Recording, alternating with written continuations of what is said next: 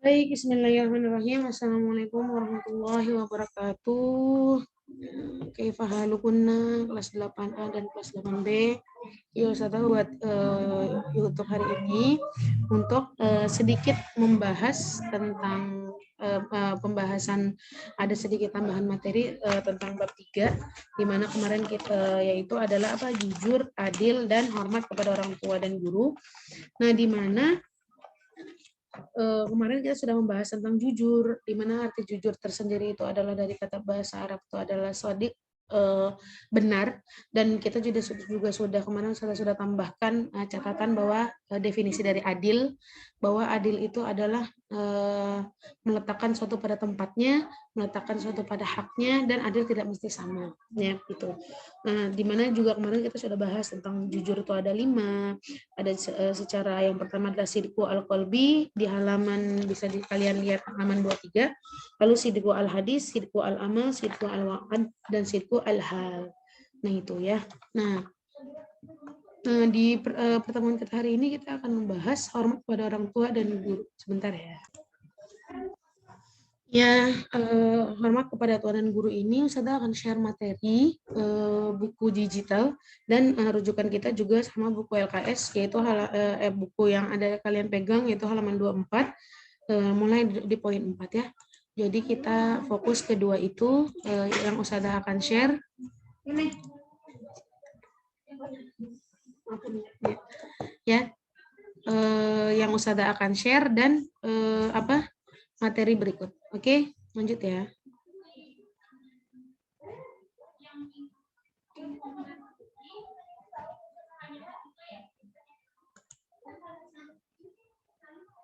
Oke. Hormat kepada orang tua dan guru ya. Di sini pembahasannya adalah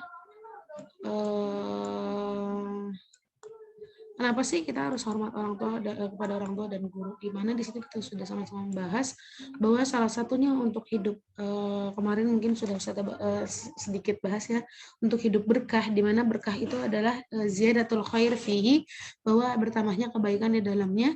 Kita salah satu resep untuk hidup berkah, hidup manfaat, hidup kita itu ke depannya enak, Allah ridhoin adalah apa? Birrul walidain, adalah apa? Taat sama orang tua. Ya, kalau misalnya ingin hidupnya berkah, maka harus hormat kepada orang tua. Kalau misalnya ingin ilmunya berkah, maka harus hormat kepada guru. Nah, itu betapa banyak ilmu yang sudah kita dapatkan dari guru-guru kita, dari dulu aja deh, dari dasar kita bisa baca, kita bisa menghitung, apalagi orang tua kita ya, yang nggak terhitung betapa banyak ilmu yang sudah beliau berikan kepada kita. Nah, dan guru kita betapa banyak. Nah, mungkin sebagian ilmu yang ditanamkan ke guru kita, yang diberikan oleh guru kita kepada kita, ada yang masih bermanfaat, atau semuanya bermanfaat, atau mungkin ada yang kita lupa, itu wajar. Nah, supaya ilmu yang diberikan oleh guru kita itu berkah, ilmu yang diberikan oleh guru kita itu manfaat, atau di dalamnya mengandung kebaikan, di dalamnya kita dapat kebaikan yang berlimpah, adalah salah satunya dengan adab kepada guru. Nah, gitu ya. Nah, ini di sini kita satu-satu akan membahas apa dulu. Hormat kepada orang tua, hormat dan patuh kepada orang tua, sebagaimana karena kewajiban menghormati dan mematuhi kedua orang tua ini itu termaktub di dalam Al-Qur'an, tertulis. Ini perintah Allah secara langsung. A'udzubillahi minasyaitonirrajim. Bismillahirrahmanirrahim. Wa'budullaha wa la tusyriku bihi syai'an wa bil walidaini ihsana wa bil walidaini ihsana wa bidzil qurba wal yatama wal masakin wal jari dzil qurba wal jaril junubi was sahibi bil jambi wa benis sabil wa ma malakat aimanukum innallaha la yuhibbu man kana mukhtalan fakhura. Ya, kata Allah apa? Sembahlah Allah dan janganlah mempersekutukan Allah, ya. Lalu apa? Dan berbuat baiklah kepada kedua orang tua. Nah, ini ya poinnya sampai sini, dan selanjutnya juga pada kerabat karib, anak yatim, orang miskin, tetangga dekat, dan teman sejawat, ibnu sabil, hamba sahaya. Nah, kita fokus ke dua utama ini. Bahwa yang pertama apa? Sembahlah kepada Allah, ikutilah semua yang Allah perintahkan, lakukanlah semua yang Allah perintahkan, seperti ini yang kita lagi bahas ini, ayat ini, salah satu ayat ini, bahwa Allah menyuruh kita untuk wabil walidaini ihsana, berbuat baik kepada orang tua. Ini secara langsung Allah yang menyuruh. Maka dari itu, uququl walidain, berdurhaka kepada orang tua itu adalah masuk ke nomor 2 dosa terbesar. Ya. Nah, dari ayat di atas seperti kita bahwa perintah berbuat baik pada orang tua merupakan perintah langsung dari Allah. Itu dari Rabb kita secara langsung yang memerintahkan. Oke, balik ke buku yang kalian pegang di poin 4. Sudah wajar seorang anak berbakti kepada orang tua karena apa? Sungguh besar jasa dan perjuangan ibu dan ayah. Ya, makanya kalau ketika sahabat bertanya kepada Rasulullah, ya Rasulullah, siapa yang paling berhak mendapatkan kebaikan dari aku ya Rasul? Rasulullah menjawab, ibumu. Lalu siapa lagi ya Rasul? Ibumu. Lalu siapa lagi ya Rasulullah? Ibumu. Lalu siapa lagi ya Rasulullah? Baru ayahmu. Yang paling berhak mendapatkan kebaikan dari kita, misal sekarang kamu masih sekolah, ya ketika kamu nanti sudah masuk fase kerja atau fase sudah bisa menghasilkan penghasilan gitu, sudah sukses, amin ya rabbal alamin, misalnya panjangnya gitu. Kadang-kadang kita tuh loyal banget sama teman-teman kita tuh baik banget sama teman-teman kita, tapi dia lupa bahwa yang paling berhak mendapatkan kebaikan kita adalah ibu kita dulu. Ya, bahkan Rasulullah menekankan ibu lalu baru ayah. Kalau misalnya kamu punya ingin istilahnya apa? Berarti Ustazah berbakti sama orang tua ketika sudah berpenghasilan, yang enggak juga. Itu salah satu contohnya. Ketika kita sudah berpenghasilan, kita lupa sama orang tua kita bahagiain, tapi lebih milih ke teman. Apalagi nanti fase-fase sudah belasan ke atas, 17, 18, 19, lebih dekat sama teman kan. Nah itu padahal apa? Padahal ibu kita lah yang harusnya yang paling berhak mendapat kebaikan kita. Nah, nggak cuma dari uang bisa kita bahagiakan orang tua kita. Senyum orang tua kita suruh sekarang, kalian belum kerja misalnya, belum berpenghasilan, tapi kamu berbuat baik, ngeringanin tugas orang tua kamu di rumah, senyum sama orang tua kamu, nggak cemberut, berbaik hati, bahagiain orang tua, itu cukup. Itu adalah birrul walidain. Itu adalah bentuk bakti kamu sama orang tua. Banyak sekali ya banyak sekali hal-hal, contoh-contoh perilaku kalian berbakti kepada orang tua. Lalu apa? Rasulullah tuh bilang, ya, Rasulullah SAW bersabda, celaka. Lalu 3 kali Rasulullah mengatakan celaka. Terus siapakah yang celaka ya Rasulullah? Sahabat bertanya, Rasulullah bilang apa? Barang siapa yang mendapati kedua orang tuanya dalam usia lanjut, atau salah satu dari keduanya, tapi tidak berusaha untuk masuk surga dengan berusaha berbakti kepadanya dengan sebaik-baiknya. Jadi nauzubillah min zalik, kita menjadi orang yang celaka. Nauzubillah min zalik, kita menjadi anak yang celaka ketika kita menemukan ketika orang tua membersamai kita sampai usia lanjut, ketika atas izin Allah orang tua kita berumur panjang sampai tua dan renta dan sakit misalnya gitu.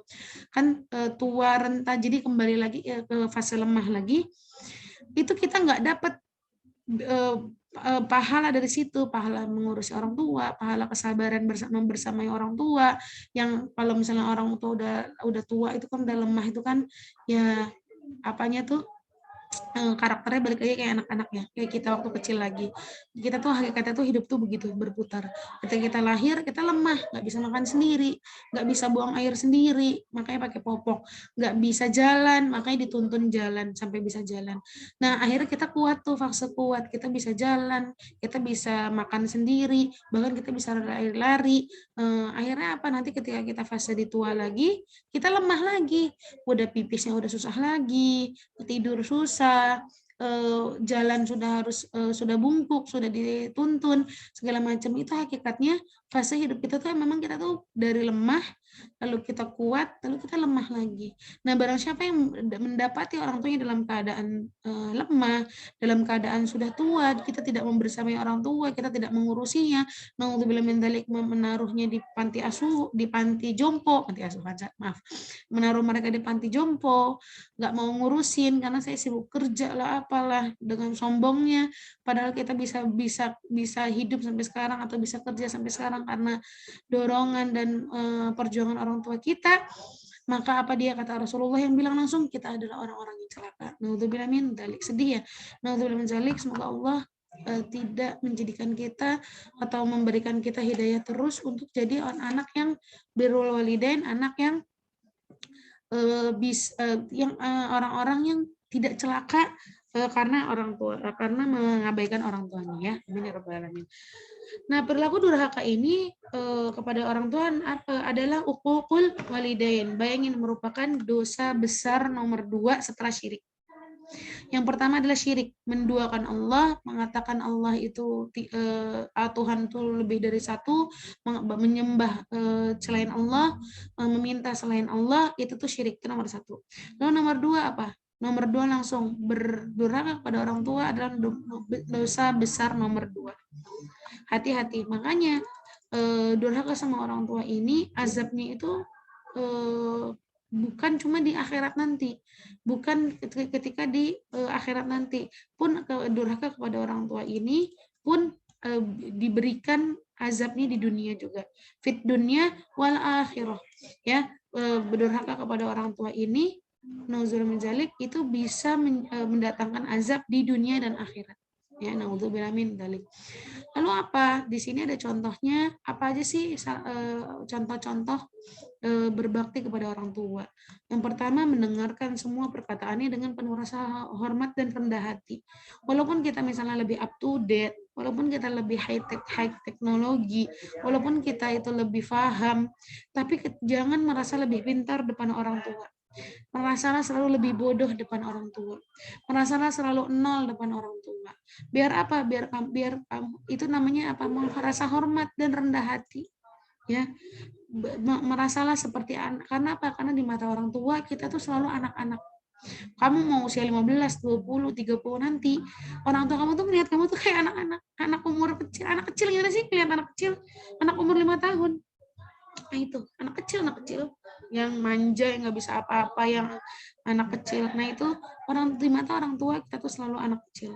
Nah, walaupun kita mungkin kaum milenial atau lebih up to date dari segi informasi, ilmu atau apa, tetap rendahkan diri kamu buat kepada depan orang tua.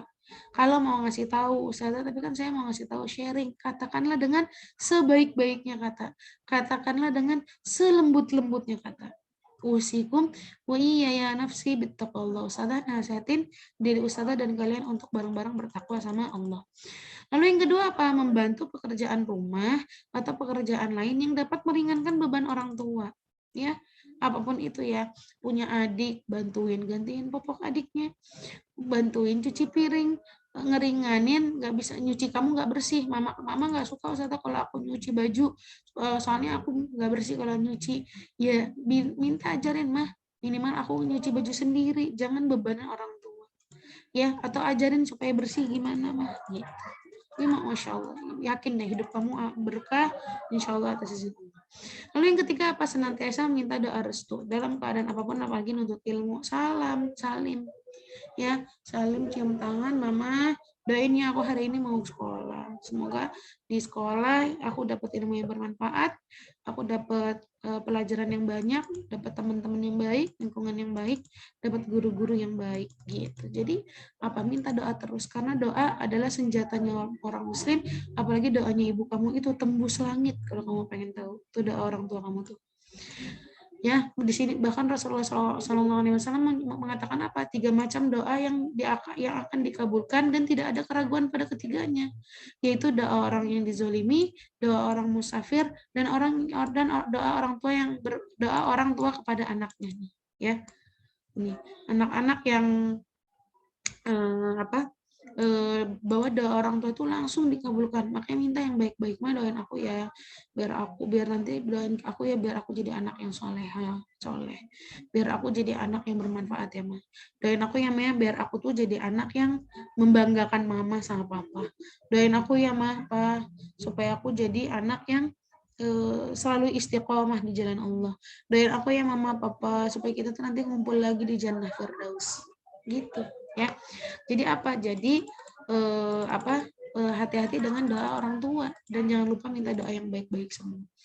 Ya, jika orang tua sudah meninggal, Ustazah, gimana kalau abi saya sudah wafat? Gimana ibu kalau umi saya udah wafat?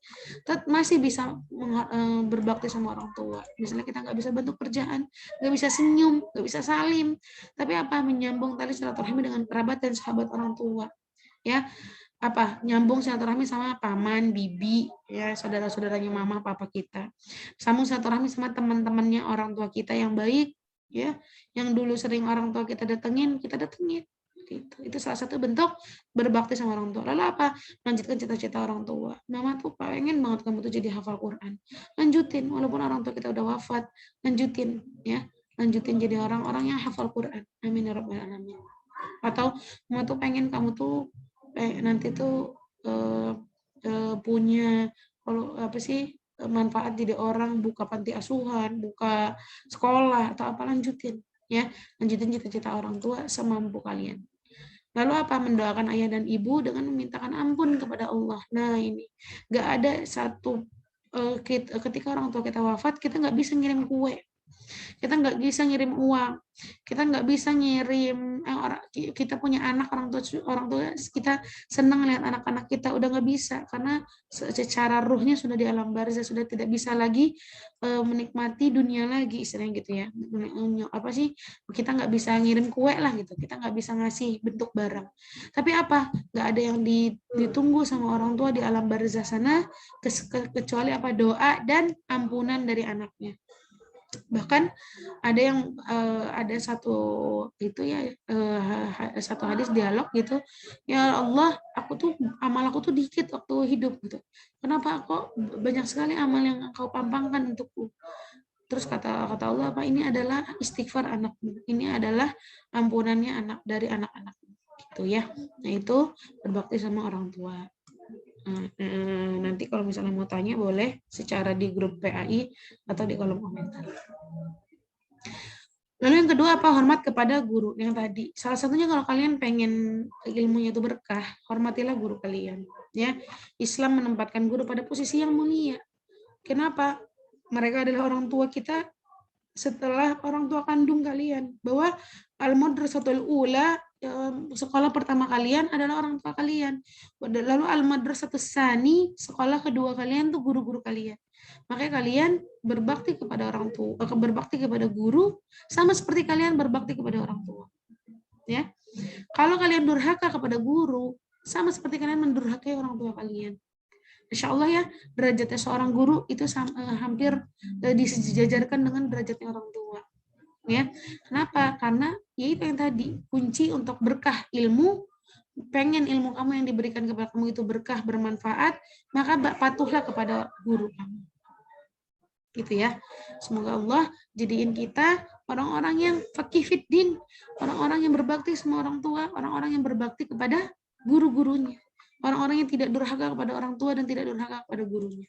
Ya, bagaimana Ustaz bentuknya? Menyapa dan mengucapkan salam saat bertemu. Assalamualaikum Ustazah. Assalamualaikum Ustaz. Salim buat guru-guru yang mahram, ya enggak? Assalamualaikum Ibu, sehat Ibu? Bu, gimana apa? Kemarin saya dengar sakit apa gitu. Jadi ramah, mengucapkan salam dan lainnya. Yang kedua apa? Mendengarkan dan menyimak dengan baik semua perkataannya. Didengarkan sama seperti orang tua. Walaupun kamu lebih tahu, mungkin lebih pintar, mungkin di depan guru kamu, rendah diri, rendah hati. Lalu yang ketiga apa? Mengikuti pelajaran dengan penuh semangat. Seorang murid memiliki motivasi yang kuat dan dalam mengikuti pelajaran, sehingga semua pelajaran yang diberikan guru akan diikuti dengan penuh semangat. Ya, lalu apa? Memandang guru dengan pandangan yang penuh rasa hormat, ta'zim. Bahkan memandang guru pun itu bisa menggugurkan dosa kita. Ya, memandang guru, memandang orang tua itu dengan pandangan yang ikhlas, yang tulus, bisa menjadi salah satu bukti kita berbakti kepada orang tua dan guru kita, mendatangkan pahala, menggugurkan dosa. Insya Allah biiznillah. Lalu apa? Hendaklah duduk di hadapan guru dengan sopan dan tenang. Sopan, jangan gerasak berusuk. Tenang nak, kalau misalnya kamu bisa duduk, apalagi sudah SMP ya, bukan anak SD lagi yang lari-larian. Tenang nak, kalau misalnya bisa duduk. Kalau misalnya bisa sambil sopan, kenapa harus tidak sopan? Ya, Imam Sufyan As-Sauri Berkata apa? Bila kamu melihat ada anak muda yang bercakap-cakap padahal sang guru sedang menyampaikan ilmu, maka berputus asalah dari kebaikannya karena dia sedikit rasa malu tuh. Kalau ada guru lagi ngejelasin, kalian ngobrol, ya itu udah adabnya udah nggak ada. Terus apa? Berputusnya kebaikan dari situ. Kenapa? Karena dia sudah sedikit rasa malunya. Bayangin buat ustazah juga utama, ya. Apa kalau misalnya ada guru lagi ngobrol, lagi ngejelasin, lagi menerangkan, lagi memberikan ilmu, diam, tenang, simak. Kenapa? Karena kalau kalian nggak tenang, kalian malah ikutan ngobrol, nah itu sudah bagian dari qalilul adab, ya, sedikitnya adab. Paham tuan? Insyaallah. Ya. Jadi ini ada cerita bahwa cara Imam Syafi'i menghormati guru. Imam Syafi'i pernah membuat rekannya terkagum-kagum karena tiba-tiba saja ia mencium tangan dan memeluk seorang laki-laki tua. Para sahabatnya bertanya-tanya kepada seorang imam besar, kenapa engkau mau mencium tangan seorang laki-laki tua? Padahal masih banyak ulama yang lebih pantas dicium tangannya daripada dia. Ya, jadi Imam Syafi'i lagi ngajar di depan murid-muridnya, lalu melihat seorang laki-laki tua, lalu ia menghampiri dan mencium tangan. Kata teman-temannya dan atau kata muridnya, kenapa ya Imam kau mencium tangan orang tua itu? Padahal yang terlihatnya biasa aja gitu loh. Syafi'i menjawab, dulu aku pernah bertanya padanya bagaimana mengetahui seekor anjing telah mencapai usia baligh. Orang tua itu menjawab, jika kamu melihat anjing itu kencing dengan mengangkat sebelah kakinya, maka ia telah baligh. Cuma ilmu itu yang diberikan sama orang tua itu. Lalu hanya ilmu itu yang didapatkan Imam Syafi'i dari orang tua itu. Ya, namun sang imam tak pernah lupa akan secuil ilmu yang ia dapatkan. Baginya orang tua itu adalah guru yang patut dihormati. Kasarnya istilah gini, padahal cuma tahu bagaimana seekor anjing itu sudah balik atau belum, tapi beliau begitu menghormati orang tua ini. Ya. Kenapa sikap demikian boleh menjadi salah satu faktor yang menghantarkan seorang Imam Syafi'i menjadi imam besar yang tadi. Usikum ya nafsi bittaqwallah, buat satu juga. Kalau kamu pengen ilmunya berkah, ilmunya manfaat, hormat sama orang guru. Itu, ya. Intinya itu yang bisa saya sampaikan untuk materi ini dari buku digital ini. Kita stop share ya. Ya gitu ya. Jadi kurang lebihnya sama, bahkan dilihat di halaman 25 di buku kalian. Man 'allama 'abdan ayatan min kitabillahi fa huwa maulahu. Barang siapa mengajar kepada seorang hamba satu ayat dari kitab Allah, maka seorang hamba itu adalah budaknya. Bahkan Rasulullah meriwayatkan seperti itu.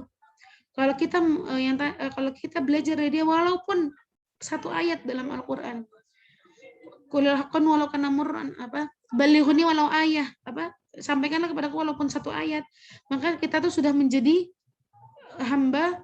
Kita patut untuk bukan menghamba itu bukan hamba kepada Tuhan ya, maksudnya kita tuh sudah harus rendah. Nah itu harus rendah hati, harus rendah diri kepada orang tersebut ya, walaupun mengajarkan kita even one ayat, walaupun satu ayat. Lalu apa? Ana abdu man 'allamani harfan wahidan.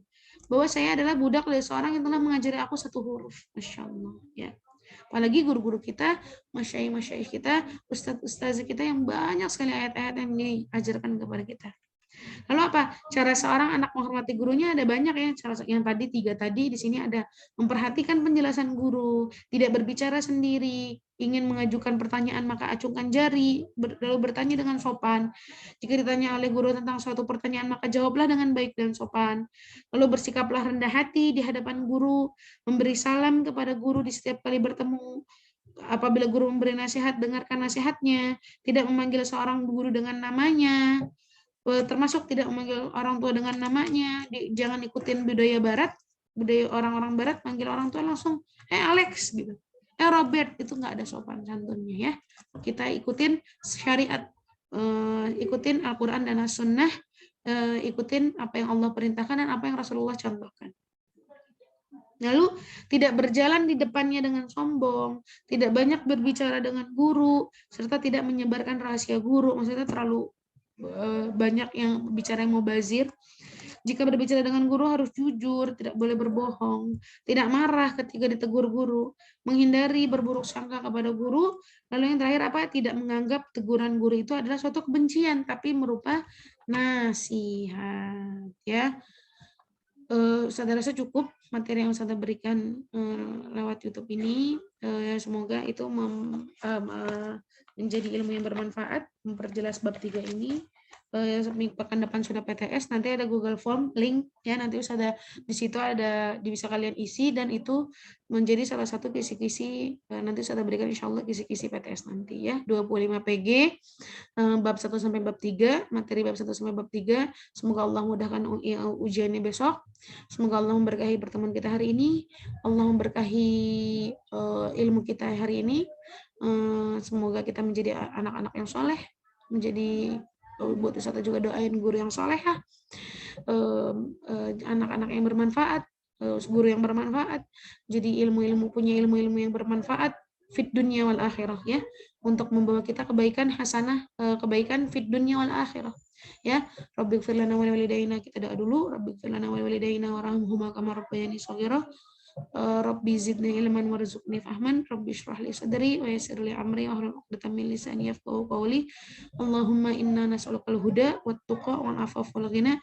Ya Allah, minta petunjuk, wat tuqa minta ketakwaan, wal afaf minta rasa afaf, wal ghina minta kecukupan ilmu, harta, sehat semuanya dan lain-lainnya. Amin ya rabbal alamin. Allahumma adkhilna fi jannah firdaus bi ghairi hisab. Semoga Allah mempertemukan kita di jannah firdausnya nanti sebagaimana Allah mempertemukan kita di dunia ini ya. Kita ketemu karena Allah, yang kita omongin Allah, yang kita omongin kitab Allah, maka insya Allah Allah meridhoi kita dan akan mempertemukan kita lagi di surga jannah firdaus nanti ya, surga firdaus nanti. Amin ya rabbal alamin. Kita tutup dengan istighfar dulu kafaratul majlis, walaupun saya nggak melihat secara langsung, tapi tolong dibaca karena apa?